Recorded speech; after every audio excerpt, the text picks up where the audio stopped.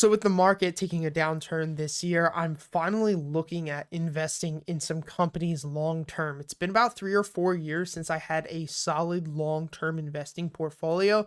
Not because I don't believe in long term investing. I actually think it's probably the best thing that 95% of people should do, and most should actually stay away from trading. But it's just that in order for me to purchase a company, there's a lot of requirements that it has to hit. And on top of that, the stock has to be at a discount. So while there are tons of companies that I really do love long term, doesn't mean they're at a discount. So therefore, I'm not going to be purchasing.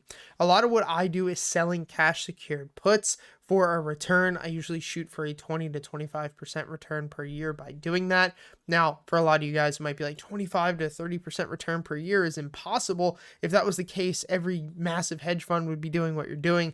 And that's true, but that's just because once you get to scale when you're trading with millions and millions of dollars, it's very hard to do that. But the point of this video is to go through and show you guys what are some key things very quickly that I look for when I'm looking at a company long term. Now, it's probably going to be more conservative towards a long-term investing strategy, but I feel that there's a lot of things that you're going to learn in this video. And if you want to be a little more aggressive, you always can be. And I'll show you some things that you might be able to pass by if you don't want to be as conservative and as safe as I am. But where I am in life, I'm very fortunate to be where I am financially, and I look at this more of a capital conservation when I'm looking at long-term investing versus trying to get the highest amount of returns that I possibly can.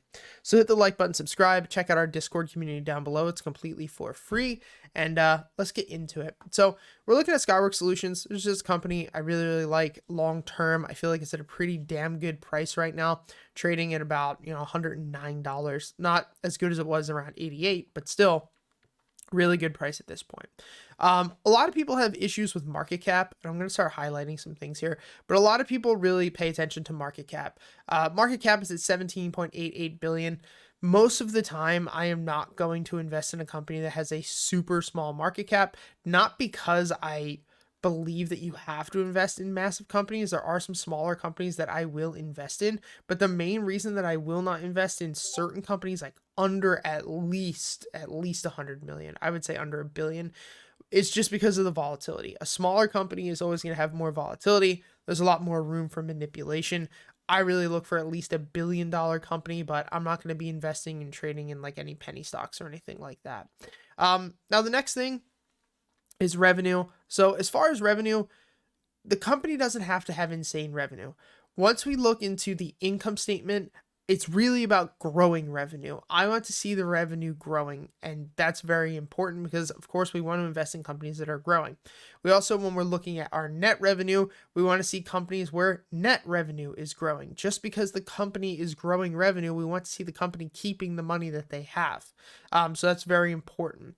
Now, the next thing is going to be PE ratios. And PE ratios, for a lot of people, are extremely, extremely important. For others, they're not. I think the times of like Benjamin Graham, the intelligent investor, finding companies with PEs under 25, especially with how technology really runs the market, most big companies are tech companies, your PE ratios are going to be a lot higher. So for me, I look for companies with a PE under 25, but really look at the sector and look at the sector's average PE. Let's just say that, you have a company like Tesla that will probably never be under a PE of like 25.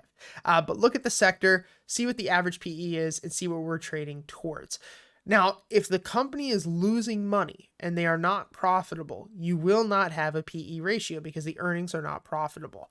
For me, I do not like investing in companies that are not profitable, especially where we are right now, where it looks like we're heading into a pretty not deep, but a pretty wide recession. Inflation is at an all-time high. There's a lot of trouble in the next 12 to 24 months, in my opinion. So for me, I want to be investing in companies that make money each and every single year.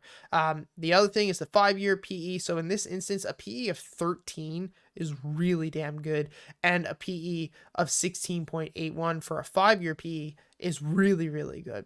Now, profit margins is very important. Like I said, I want to be investing in a company that's good profit margins. So a profit margin of 26% is really good. Now, one thing you need to realize is that growth and margins, hopefully as the company gets bigger, the margins are going to become better. But when you're looking at growth in a company, like a smaller company is a lot easier to grow than a company the size of like an Apple or an Amazon or a Microsoft or something like that. So that is one thing to watch for.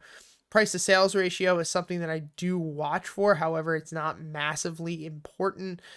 Cash flow, free cash flow, when we get into the cash flow section, it's going to be the same thing. And then dividends. So for a lot of people, dividends are very important. For me, I don't really care about a dividend.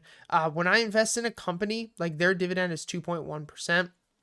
Pretty solid dividend, right? It's going to normally combat inflation. But for me, I don't really look for a dividend when I'm investing. I don't care about it. It's just like a cherry on top, but I don't really care so much about what the dividend is. I feel that a lot of people get hung up on dividends and how much of a dividend is being paid out. But I feel that a lot of the companies that put massive dividends out there have that because the performance of the company is usually not that good.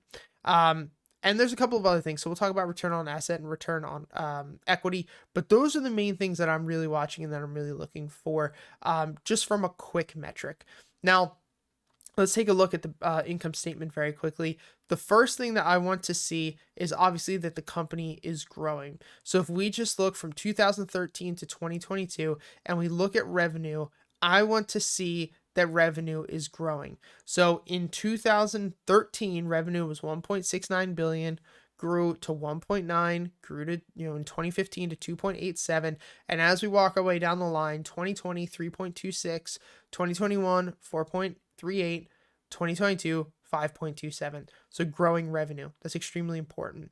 Now, the other thing that I want to see here is going to be gross profits growing, because remember, we want to see profits continue to grow. And we're going to talk about net income in a bit, but gross profits, I want to see that growing. So from 2020, you can see $1.54 billion, 2021, $2.13 billion, 2022, $2.52 billion. So very good sign there, which is very important. Now, as we scroll down and you look at the bottom of your screen, I'm actually going to scroll because I think my face is in the way. Let's take a look at net income. Net income is always going to be extremely important as well. Net income being that as the company is growing their revenue, because we want to see the company grow, we want to see net income grow as well. If the company is growing revenue, but they're losing more and more money, tends to not be a good sign, because it's very easy to pad your revenue stats. But if you're blowing a ton of cash, it's like, think about it this way. Let's just say that we're an iPhone, or just let's say specifically iPhone. Let's just say that we sell cases, right? And we have a case company where it costs us $5 to buy the case on like Alibaba, and we sell the case for $10. Well, if everything goes well and we could organically sell that product, then we have a $5 margin or a 50% margin. But let's say we can't organically sell the cases, and we have to pay Facebook for advertising $7 for every customer that we acquire. That means that we are spending $12 to sell a $10 product. We could sell $100 million in revenue, but we're not making any money. That's not a good sign. So you want to see net income growing, which we are seeing here, which is a good sign. Now, the other thing that we want to look at too is going to be your income or your balance sheet. Your balance sheet is very important. You want to see your current assets hopefully growing or at least staying the same. Now, of course, it's going to not always be the same way, because there's going to be times where we're going to end up seeing, I'm going to go to an annual here. There's going to be times where a company is going to have lower assets year over year because maybe they're paying off a ton of debt. Or for instance, maybe they're building an inventory. Maybe they're spending money on research and design. Maybe they've acquired a different company. That's something that's like really big too. Companies can invest in other companies or buy other companies. But the biggest thing is I want to look at what that total current assets have been. I don't know why this is filled in like that. There we go. I want to see what the current total assets have been over the past couple of years. So total current assets right here. We're going to see 2022 is 2.87 billion. And then you're going to see 2021 was 2.3 billion. 2020 was 2.16. So assets are decent. And then, I'm sorry, that's total current, not total assets in general. Let's scroll down very briefly to total assets. Total assets is going to be up here. And for total assets, we're at $8.59 billion this year. So that's very good. And you can see it went from 4.8 to 5.1 to 8.9. Now, of course, you're going to have to look deeper than just this. So if you're like, hey, how come their assets nearly doubled in 2 years? we have to figure that out. You're going to have to look a lot further, but this is just like quickly, if I look at something, what do I want to see? So we're looking at total assets, 8.59 billion. That's a good sign. And then if we want to go down and we look at their total liabilities, which you guys should see right here over my head, I don't know why this stupid draw tool keeps making these so big. Total liabilities is right here at 3.29. So if we look at total assets up above to total liabilities, what I want to normally see is a 2-to-1, preferably a 3-to-1 total assets to total liabilities.